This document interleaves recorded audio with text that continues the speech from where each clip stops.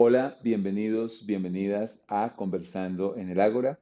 El día de hoy vamos a hablar de uno de los dioses más poderosos del Partenón griego.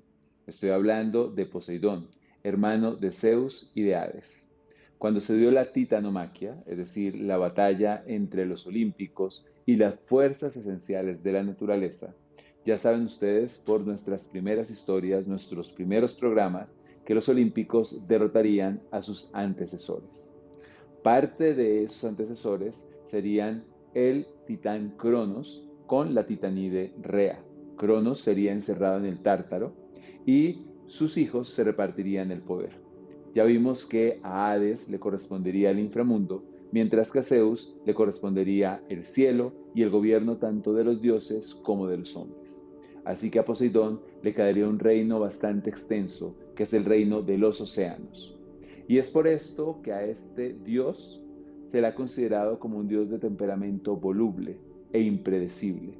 Finalmente, así son las aguas de los océanos. Ningún ser humano puede fiarse de ellas.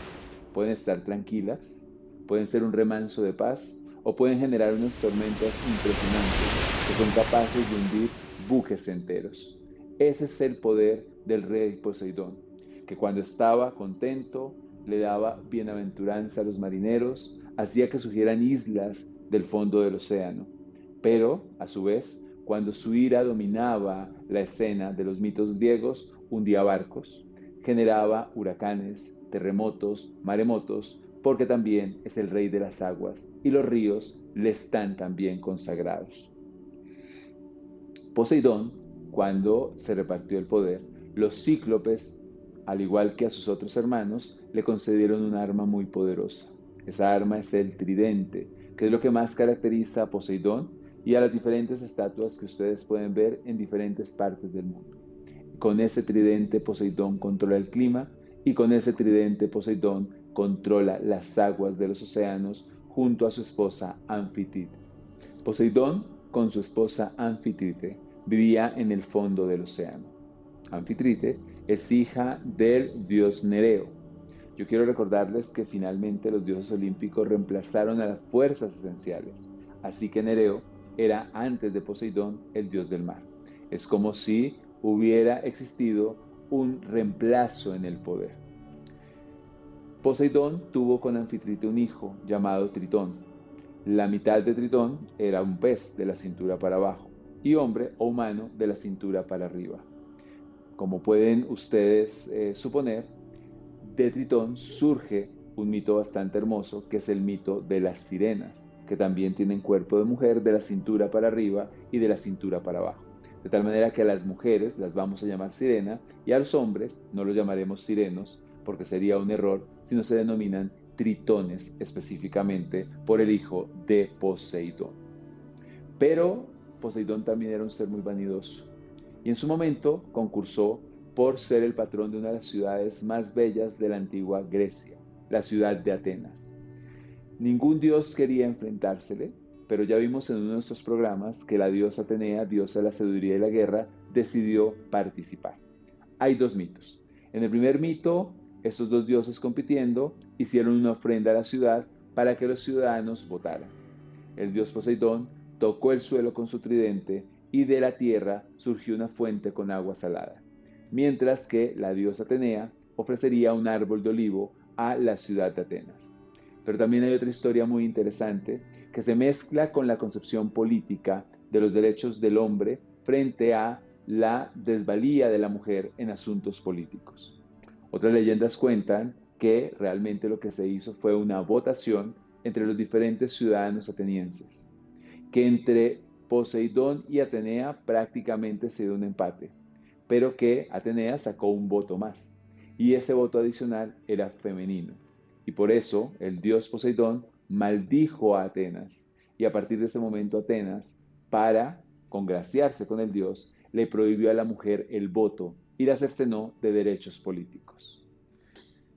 Realmente, cuando uno lee autores actuales como Robert Graves, allí lo que se señala es un enfrentamiento entre la población originaria, cuando estábamos en la época micénica, y todos aquellos invasores que van a llegar de manera posterior. es decir, la violencia representada por Poseidón y la sabiduría, las artes, la cultura representada por la diosa Atenea. Pero también el mito que les acabo de contar representa la historia de la mujer en gran parte del recorrido que ha vivido Occidente. Yo quiero recordarles que durante muchos siglos a la mujer se le negó el derecho a elegir y ser elegida. Ese derecho le fue cercenado. Finalmente, en la Europa de finales del siglo XIX, principios del siglo XX, la mujer recuperaría este derecho. Y en el caso colombiano tendríamos que esperar casi que hasta mediados del siglo XX. Si ustedes se dan cuenta, los mitos también justifican las injusticias y las desigualdades entre los hombres y mujeres e incluso también discriminaciones de todo tipo. Pero, volviendo un poco al tema mitológico, quiero recordarles también que Poseidón participó muchas veces en rebeliones contra su hermano. La repartición del poder no necesariamente fue tan pacífica y muchos dioses, a veces, querían también reemplazar al dios del Olimpo. Esto generó que en una rebelión planeada por la diosa Hera, dado los celos que sentía de su esposo, Poseidón y Apolo participaran de esa rebelión. Nosotros ya vimos que esto generó que Zeus, una vez liberado sus ataduras y recuperado el rayo, condenara a Poseidón y a Apolo a trabajar para un mortal, el rey Laodeomonte, rey en ese momento de la ciudad de Troya. Y allí Poseidón tuvo que construir una muralla y someterse a los humanos. Finalmente, en el mundo real, los humanos están sometidos a los dioses, porque como diría José Luis San Pedro, los dioses son creaciones de los humanos y nosotros somos los que les damos poder. Siendo un dios tan relevante, realmente no hay tantos mitos que hablen de este personaje como si ocurría con otras deidades como por ejemplo Apolo o el mismo Hermes, tal como nosotros vimos en nuestros episodios anteriores.